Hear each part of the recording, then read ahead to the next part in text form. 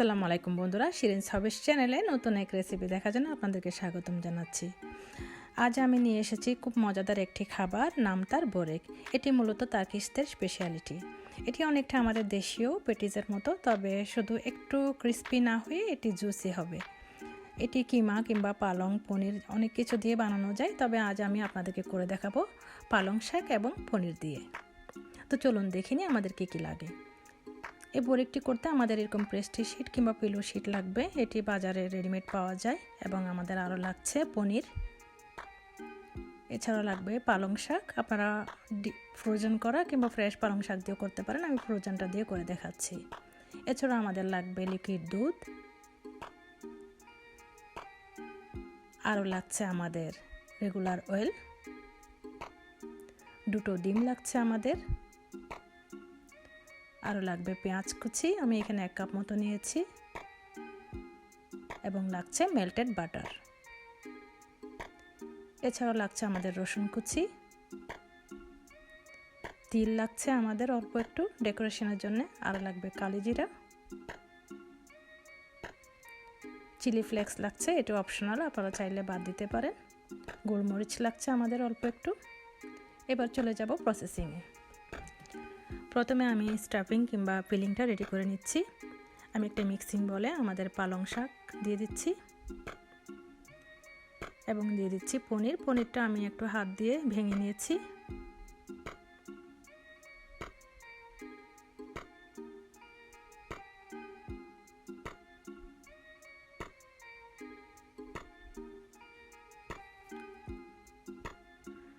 এবার দিয়ে দিচ্ছি পেঁয়াজ কুচি,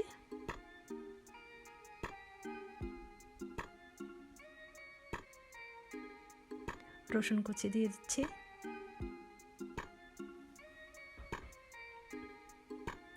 দিয়ে দিচ্ছি চিলি ফ্লেক্স, গোলমরিচ এবং অল্প একটু লবণ। লবণ একটু কম দিচ্ছি কারণ আমাদের চিজের মধ্যে, পনিরের মধ্যেই লবণ আছে, তাই আমি একটু কমিয়ে দিচ্ছি। আপনারা চাইলে টেস্টটা কমিয়ে বাড়িয়ে নিতে পারেন। এবার সবগুলো উপকরণ ভালো মতো আমি একটু মিশিয়ে নিচ্ছি। আপনারা চাইলে এগুলো কিন্তু আলাদা আলাদা দিতে পারেন, তবে মিশিয়ে নিলে হয় কি সব জায়গায় সমানভাবে যায়। এবার অন্য একটি পাত্রে আমি আমাদের সসটা রেডি করছি। সসের জন্য আমি একটা ডিম দিয়ে দিলাম দুধ, ভালো মতো হ্যান্ড উইক্স দিয়ে মিশিয়ে নিচ্ছি এবং দিয়ে দিচ্ছি আমাদের তেল, আবারও ভালো মতো মিশিয়ে নিব।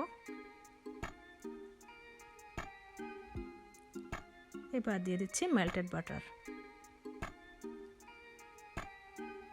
এবার সবগুলো উপকরণ ভালো মতো হ্যান্ড উইক্স দিয়ে আমি মিশিয়ে নিচ্ছি, কারণ এটি খুবই জরুরি, এই সসটা আমাদের পরে লাগবে।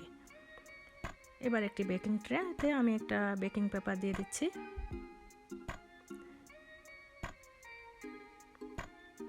এবার বেকিং পেপারটা আমি সসটা দিয়ে ভালো মতো ভিজিয়ে নেব। একটা ব্রাশ দিয়ে লাগিয়ে নিচ্ছি।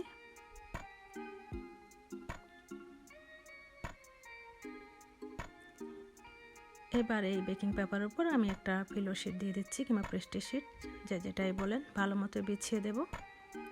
আপনারা দেখতেই পাচ্ছেন এটা খুবই শুকনো অবস্থায় থাকে।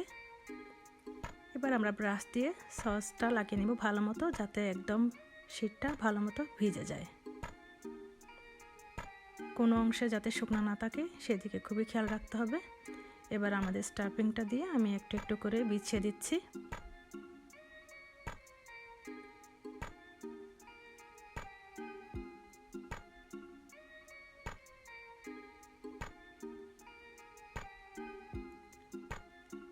এখন এর উপরে আমি আরেকটা শিট দিয়ে দিচ্ছি।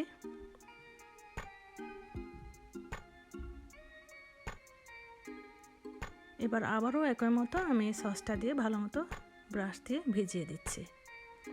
এভাবে করে আমি সবগুলো শিট বিছিয়ে নেব পরপর করে স্টাফিং দিয়ে।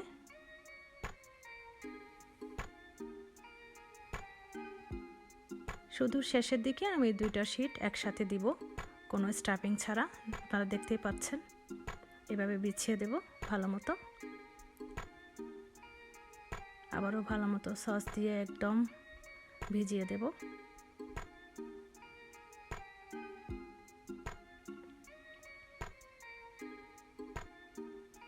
এটা খুবই জরুরি, এবার একটা ধারালো ছুরি দিয়ে আমি মনের মতো সাইজ করে কেটে নিচ্ছি। এটি আপনারা আগেই করে ফেলবেন, কারণ বেকিং করার পর আর কাটতে যাবে না, তাহলে সাইজটা কিন্তু একদম সুন্দর হবে না। তাই চেষ্টা করবেন বেকিং করার আগেই মনের মতো ডিজাইন করে কেটে নেওয়ার। আমি স্কোয়ার শেপ করে কেটে নিচ্ছি, আপনারা আপনাদের পছন্দ অনুযায়ী কাটতে পারেন। কাটা হয়ে গেলে এবার একটা ডিম ফেটে নিয়ে আমি ব্রাশ দিয়ে লাগিয়ে দিচ্ছি উপর দিয়ে।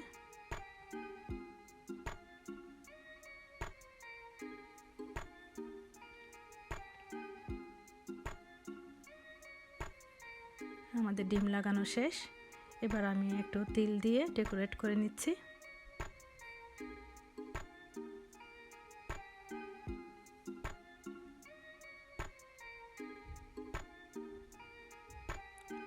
এবং দিয়ে দিচ্ছি কালি জিরা। এটি দেখতেও সুন্দর লাগবে, খেতেও কিন্তু অসাধারণ।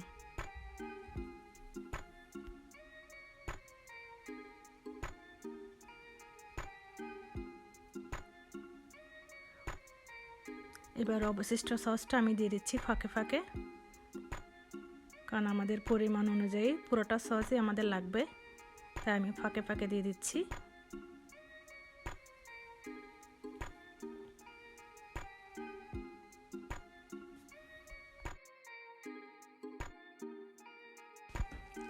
অন্যদিকে আমি ওভেন 220 সেলসিয়াসে ফ্রিহিট করে নিয়েছি। এবার এই ফ্রিহিট করা ওভেনে আমি 25 মিনিট বেক করব।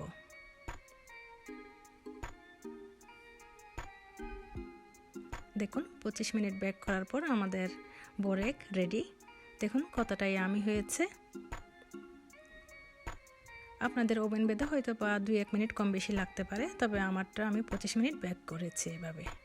এবার আর একটা ধারালো ছুরি দিয়ে আমি আবারও কাটা জায়গাটা ভালো মতো কেটে দিচ্ছি, যাতে ওটাতে সুবিধা হয়।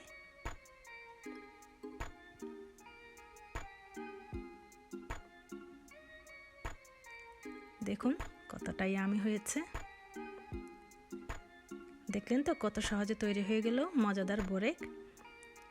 এই রেসিপিটা আমার খুবই পছন্দ, আমার বাচ্চারা বিশেষ করে অনেক পছন্দ করে। আশা করি আপনারাও বানিয়ে খেয়ে দেখবেন, অনেক মজাদার একটা রেসিপি টার্কিশ বোরেক। আশা করি আমার রেসিপিটা আপনাদের অনেক ভালো লেগেছে, আর ভালো লেগে থাকলে অবশ্যই আমার চ্যানেলটা সাবস্ক্রাইব করে আমার পাশে থাকবেন। আগামীতেও আমার রেসিপিগুলো দেখার আমন্ত্রণ রইল। এতক্ষণ আমার সাথে থাকার জন্য আপনাদেরকে অসংখ্য ধন্যবাদ।